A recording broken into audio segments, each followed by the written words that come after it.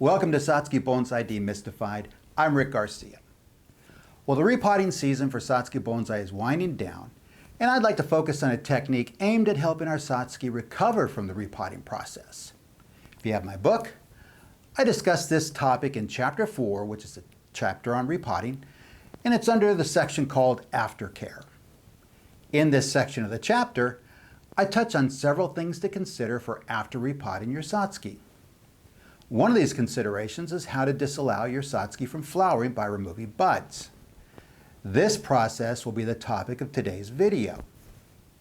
So let's set the board and let's discuss how and why we are utilizing this technique on today's subject tree.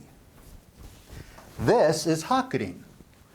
It was imported from Japan just over 7 years ago. The foundational branches are set, and now I need to build ramification while increasing branch length where necessary. Finally, it was repotted about 6 weeks ago. That's the tree. Now let's talk about the process. First, let's recognize that repotting is a stressful event for Satsuki Bonsai. Our primary objective, then, is to facilitate the tree's complete recovery. We do this by disallowing the bonsai from flowering in that repot year. How do we accomplish this? We accomplish this by removing all the flower buds. Flowering places a huge demand on the plant's resources. Disallowing the flowering process enables the roots to recover and grow while also encouraging more robust vegetative growth. And as we all know, more vegetative growth enables increased photosynthetic capacity, allowing for greater energy production. As it happens, this will not only assist in the recovery process, but also complement our objective to lengthen branches where necessary. Alrighty, that's enough of me talking. Let's get to it. Today's technique is really simple. The only tool required is a pair of tweezers. And like fall maintenance, we'll start at the top of the tree and work to the bottom. Begin by supporting your target branch from beneath. Locate the bud you wish to pull and remove. It's that simple. Okay, I may have overstated the simplicity of this technique, but only slightly. Rest assured I will break this technique down in more detail and help you avoid any of the pitfalls you might encounter while using this technique. However, one thing is for sure. I will not subject you to an extended video of me pulling buds. Not only would that be really boring, but that would be the surest way to encourage you to click away from the video or put you to sleep. And neither alternative is desirable. Therefore, we will only highlight key moments while working on this tree.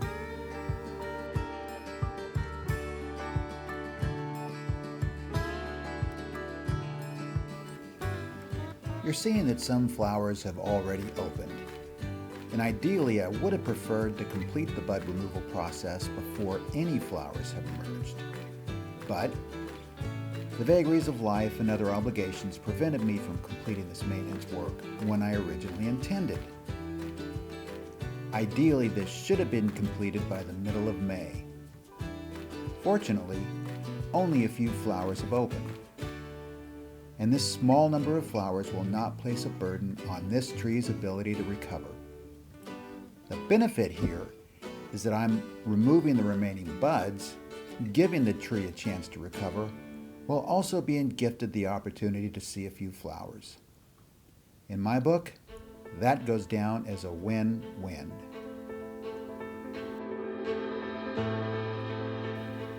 So let's talk about removing those flower buds.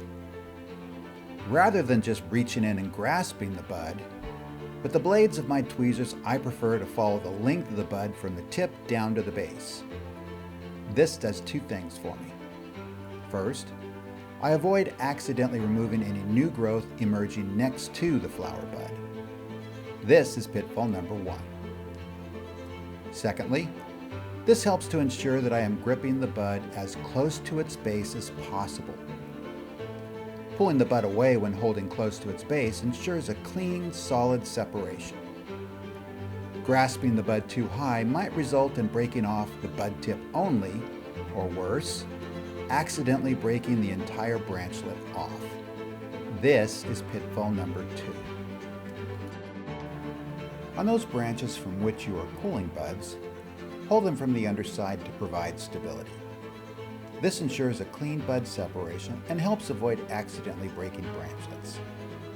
Finally, removing flowers is much the same as removing buds. You want to grasp the flower stalk as close to the base as possible, and supporting the branch from beneath, remove the flower. The additional step with flower removal is to clean out any portion of the flower sheath that remains. You'll see that removing buds can progress much more quickly than flower removal, as there are no flower sheaths to remove. That's about all there is to show and tell on today's topic. The rest is just wash, rinse, repeat, so let's go ahead and wrap this up. Looking at the before and after photos, we'll see there doesn't appear to be a dramatic difference in appearance between the two. However, the value and effects of this technique will manifest as the growing season progresses. So there you have it. Removing flower buds is the key to helping our Satsuki bonsai recover from being repotted. The big takeaway here is, by disallowing the plant from flowering, we avert that massive consumption of plant resources used during the flowering process. This enables the root system to recover more quickly, while enabling robust vegetative growth earlier in the spring. I hope you found this video helpful on how to help our Satsuki recover from the repotting process. If you have enjoyed this video, I sure would appreciate your likes, and please do subscribe to our channel. I'll see you in the next video.